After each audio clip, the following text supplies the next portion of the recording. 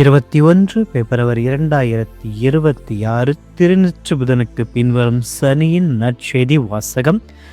லூக்கா எழுதிய தூய நற்செய்தியிலிருந்து வாசகம். ஆண்டவரை மாட்சி உமக்கு. அதிகாரம் 5, இறை வசனங்கள் 27 32 முடிய.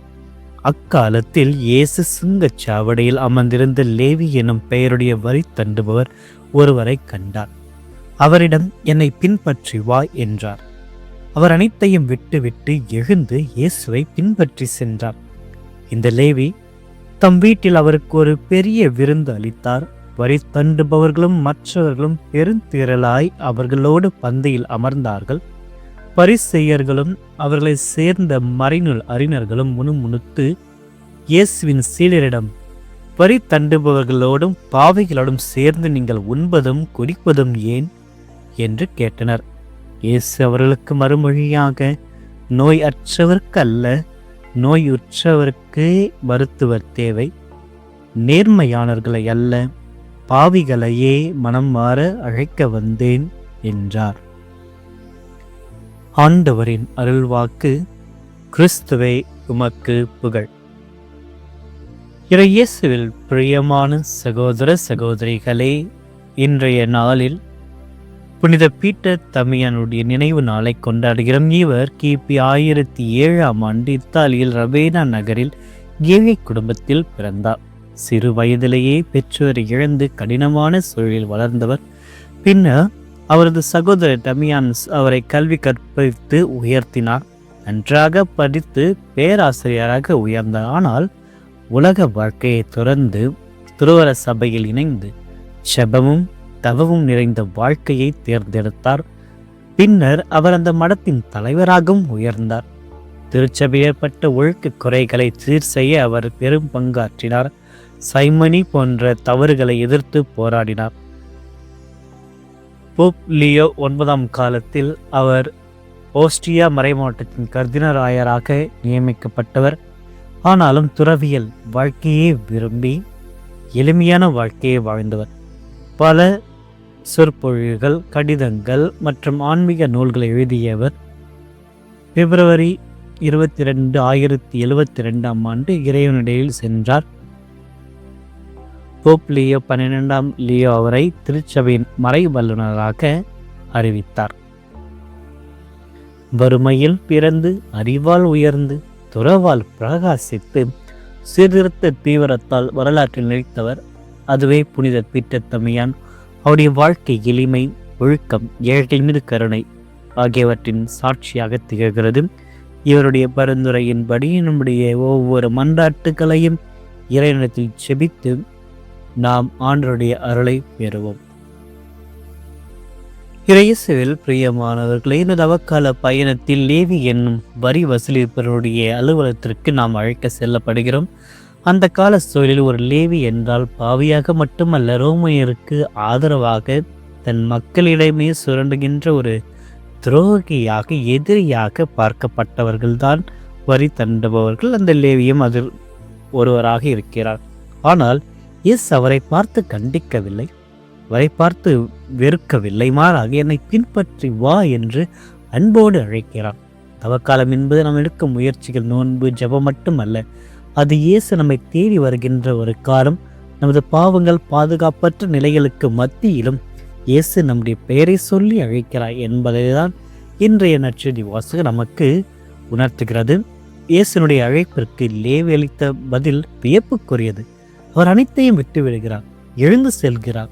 தன்னுடைய லாபத்தை, பாதுகாப்பை, அதிலிருந்து பெறப்பட்ட அலுவலக அந்த பணியை நிரந்தரமாக அவர் துறக்கிறார். இந்த தவக்காலத்தில் நம்முடைய வரி வசூலிக்கின்ற அலுவலகம் எது? நாம் விடாப்பிடியாக பிடித்து கொண்டிருக்கின்ற நம்முடைய பாதுகாப்பு எது? நம்முடைய பகைமையா, தீய பழக்கங்களா, அல்லது உலக பொருட்கள் மீதான அதீத பற்றா? பழைய வாழ்வின் குறுகிய இடங்களை விட்டுவிட்டு நாம் வெளியேறுகின்ற பொழுதுதான் இறைவன் தருகின்ற மாபெரும் விருந்தில் நம்மால் பங்கேற்க முடியும் என்று லேவி நமக்கு விளக்குகிறார். இயேசு பாவிகளுடன் அமர்ந்து உணவருந்துவதை கண்ட பரிசேயர்கள் முணுமுணுக்கிறார்கள். தங்களை நீதிமான்கள் நினைத்து கொண்டு அவர்கள் தங்களுக்கு ஒரு மருத்துவர் தேவை என்பதை உணரவில்லை. ஆனால் இயேசுவோ திருச்சபை என்பது புனிதர்களுக்கான அருங்காட்சியகம் அல்ல, அது பாவிகளுக்கான ஒரு மருத்துவமனை என்று தெளிவுபடுத்துகிறார்.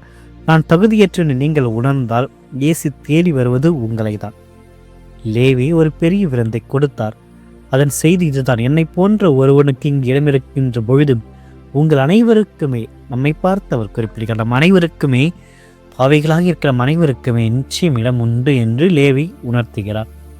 இயேசு தன்னை ஒரு மருத்துவர் என்று அடையாளப்படுத்துவதை இன்றைய நற்செய்தி வாசகத்தை நாம் பார்க்கிறோம். தான் நோயாளி என்பதை ஒப்புக்கொள்ளாத எவருக்கும் மருத்துவரால் குணமளிக்க முடியாது. இந்த காலகட்டத்தில் நமக்கு ஒரு நோய் இருக்கிறது தெரியாமலேயே நாம் பாதுகாத்து வைத்திருப்போம், ரகசியமாகவே வைத்திருப்போம். நாம் எப்பொழுது நாம் ஒரு நோயாளி என்று உணர்கின்ற பொழுது மட்டும்தான் ஆண்டவராகிய அந்த மருத்துவராகிய நம்முடைய ஆண்டவர் நம்மை குணமளிப்பார். ஆக பலவிதமான நோயினால் நாம் கஷ்டப்படுகிறோம். இந்த தவக்காலத்தில் நமது அகந்தைகளை, சோம்பல்களை, பேராசைகளை ஆகிய போன்ற பலவிதமான நோய்களை குணப்படுத்த ஒப்புரவு அருட்சாதனம் என்ற ஒரு சுகத்தை அளிக்கின்ற ஒரு மருந்தும், நற்கரை என்ற மற்றொரு மருந்தும் இருக்கிறது. இந்த இரண்டிலுமே நாம் இறைவனை நாடி செல்கின்ற பொழுது இறைவன் நம்மை தேடி வருகிறார். நாம் தகுதியற்றவர் என்று கருதுகின்ற பொழுது நம்மை தகுதியுள்ளவராக மாற்றுகிறார். நாம் பாவி என்று கருதுகின்ற பொழுது நாம் அவருடைய பிள்ளைகள் என்று இறைவன் உயர்த்துகிறார். ஆக நம்பிக்கையோடு இறைவனுடைய அழைப்பை நாம் கேட்போம். இறைவன் அழைத்த உடனேயே அனைத்தையும் துறந்து விட்டு அவரை பின்பற்றுவோம். சிலுவை நோக்கி நம்முடைய பயணத்தை மேற்கொள்வோம். சிலுவை நோக்கி நாம் பயணிக்கின்ற ஒவ்வொரு வேளையிலும் வெளியில் நின்று வேடிக்கை பார்த்த பரிசேயர்களைப் போல் அல்லாமல் அழைத்தவுடன் அனைத்தையும் விட்டு எழுந்த லேவியைப் போல இன்று நாம் மாறும். இறைவன் நம் ஒவ்வொருவரையும் நிறைவாக ஆசீர்வதிப்பார். பல நலன்களால் நம்மை நிரப்புவார். நம்பிக்கையோடு, இறைவனுடைய துணையோடு, அவருடைய சிறகு நிழலில் இந்த நாளை, நம்முடைய மன்றாட்டுக்களை, நம்முடைய பயணத்தை அவருடைய பாதலில் வைத்து செவிப்போம். இறைவன் நம் அனைவரையும் நிறைவாக ஆசீர்வதிப்பாராக. ஆமென். மன்றாடுவோமாக. அன்பை உருவான இறைவா, இந்த புதிய விடியலுக்காக உமக்கு நன்றி கூறும். வாரத்தினுடைய இறுதி நாட்களில் இந்த வாரம் முழுவதும் எங்கள் அனைவரையும் கண்ணின் மணிப்போல் காத்தமைக்காக, எங்களுக்கு தேவையான அனைத்து நலன்களையும் தந்தமைக்காக உமக்கு நன்றி கூறுகிறோம். இன்றைய வார்த்தையின் வழியாக எங்கள் அனைவரையும் உன்னை பின்பற்ற அழைத்தீரே, அதற்காக உமக்கு நன்றி கூறுகிறோம். ஆண்டவரே, இன்றைய நாளில் பீட்டர் டேமியனை போன்று நாங்கள் ஜெபத்தில் ஆழமாக இருக்கவும், இயேசுடைய அழைப்பை ஏற்று லேவி அனைத்தையும் திறந்து சென்றதைப் போல பீட்டர் டேமியன் உலகை புகழை திறந்து தவ வாழ்க்கையை இறைப்பனையும் தேடி சென்றதைப் போல ஆண்டவரே, இன்று எங்கள் ஒவ்வொருவரையும் உம்மை நாடி வர எங்களுக்கு உதவியாக வாரும். ஆண்டவரே, கடந்த காலத்தை நீ பார்க்காமல் அந்த லேவியருடைய உள்ளத்தை நீ பார்த்தீரை. அதே போல இன்று எங்களுடைய பலவீனங்களையும் தோல்விகளையும் பாராமல் உம்மை பின்பற்றுகின்ற சீடர்களாக எங்களை கண்டதற்காக உமக்கு நன்றி கூறுகிறோம். எங்களையும் கூப்பிடும் ஆண்டவரை. ஆண்டவரை, லேவி தனது பழைய வாழ்க்கையை விட்டுவிட்டு உடனே எழுந்து சென்றதைப் போல எங்களை உம்மிடமிருந்து பிரிக்கும் பாவ சூழ்நிலையிலிருந்து, தேவையற்ற கவலைகளிலிருந்து விடுவித்து இன்று புதிய மனிதர்களாக உம்மிடம் வர எங்களுக்கு துணிச்சலை தாரும். தெய்வீக மருத்துவரை, எங்களது உள்ளத்தில் இருக்கின்ற காயங்கள், சுயநீதிகள் என்னும் நோயை குணப்படுத்தி மற்றவர்கள் நாங்கள் தீர்ப்பு அளிக்காமல் உமது இரக்கத்தின் கண்களோடு அவர்களையும் பார்க்க எங்களுக்கு கற்றுத்தாரும். ஆண்டவரே, உமது விருந்தில் எங்களை சேர்த்தருளும். தவக்காலத்தில் நாங்கள் வெறும் சடங்குகளை மட்டும் செய்யாமல் உமது அன்பின் விருந்தில் உள்ள பூர்வமாக பங்கேற்க செய்தருளும். உமது இரக்கத்தை எங்களுடன் வாழ்பவர்களுக்கும் பகிர்ந்து கொடுக்க எங்களை பயன்படுத்தியருளும். ஆண்டவரே, இன்று நாங்கள் செய்கின்ற ஒவ்வொரு செயலிலும், பேசுகின்ற ஒவ்வொரு சொல்லிலும் உமது முன்னில் ஏற்புடையதாக இருக்கட்டும். இந்த தவக்காலத்தில் வழியாக எங்களை உருமாற்றி உயிர்ப்பின் மகிழ்ச்சியை நோக்கி எங்களை வழிநடத்தியலும் என்று நாங்கள் சமர்ப்பிக்கின்ற இந்த காணொலியோடு வைத்திருக்கின்ற ஒவ்வொரு மன்றாட்டுக்களை உள்ளத்தினுடைய வாஞ்சல், கவலைகள், கண்ணீர்கள், போராட்டங்கள், சவால்கள் அனைத்தையும் ஆண்டவரின் பாதத்தில் வைக்கிறோம். எங்களை ஏற்றுக்கொள்ளும். எங்களுக்கு தேவையான அனைத்து நலன்களால் எங்களை நிரப்பியறலும்.